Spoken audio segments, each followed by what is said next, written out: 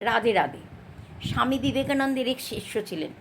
সে ছোটোবেলা থেকেই ঘরবার ছেড়ে দিয়েছিল, সাধনাতে মগ্ন ছিল। ভগবানের সেবা করা, সাধনা করা, অনেক পাওয়ারফুল মানুষ ছিল, অনেক পাওয়ারফুল।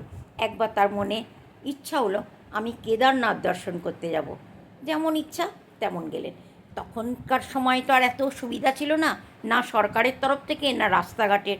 পাহাড়ের ওপর দিয়ে বড় মুশকিলে যাওয়া হতো। সে ওই মুশকিলের রাস্তায় হেঁটে হেঁটে কত মাস পর গিয়ে সে কেদারনাথে গিয়ে পৌঁছালো। কেদারনাথের ওপরে উঠতে ওই পাহাড়ে সে উঠেছে, আর তখনই দেখছে কেদারনাথের যে পুরোহিত মশাই, সে কেদারনাথে তালা লাগিয়ে সে আসছে চাবি নিয়ে। আমি যে কেদারনাথের দর্শন করতে এলাম, কিন্তু তুমি তো খুব দেরি করে ফেলেছ। আমি তো দরজা বন্ধ করে দিয়েছি কেদারনাথের মন্দিরের। আবার 1 বছর পর খোলা হবে কেদারনাথের মন্দিরে। কি বলছেন আপনি? আপনি জানেন আমি কত কষ্ট করে এলাম। আমি 1 বছর কী করে অপেক্ষা করব? সে তো আমি জানি না।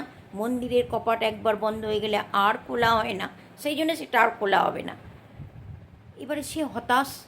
একবার শুনুন আমার কথাটা, একবার শুনুন, একবার দরজাটা খুলুন, একবার আমি দর্শন করে নিই। না, মন্দিরের কপাট একবার বন্ধ হয়ে গেলে আর খোলা হবে না। পুরোহিত মশাই চলে গেলেন তার বাড়ি। এবার সে কি করবে? সেই সন্ত মন্দিরের দরজার কাছে এসে চুপ করে বসে গেল। ধীরে ধীরে অন্ধকার হয়ে গেল, রাত হয়ে গেল, সে মন্দিরের দরজার কাছে বসে রইল। হঠাৎ কিছু মানুষের আওয়াজে তার ঘুম ভাঙল। যখন তার ঘুম ভাঙল কিছু মানুষের আওয়াজে, তখন তো দেখলো সেই পুরোহিত মশাই এবং অনেক বেশি লোকজন ঢোল করতাল নিয়ে সবাই এসে মন্দিরের কাছে ঢোল করতাল বাজাচ্ছে। সেই পুরোহিত মশাই ঠিক হাতে সেইভাবেই চাবি। আরে, আপনি তো বললেন আপনি 1 বছর পর আসবেন, আর সকালবেলাতেই চলে এসছেন। মানে তুমি সেই সেই সন্ত, সেই দিন আমি যখন তালা বন্ধ করে গিয়েছিলাম 1 বছর আগে, তোমার সাথে আমার দেখা হয়েছিল, তুমি সেই মানুষ? আরে কি বলছেন?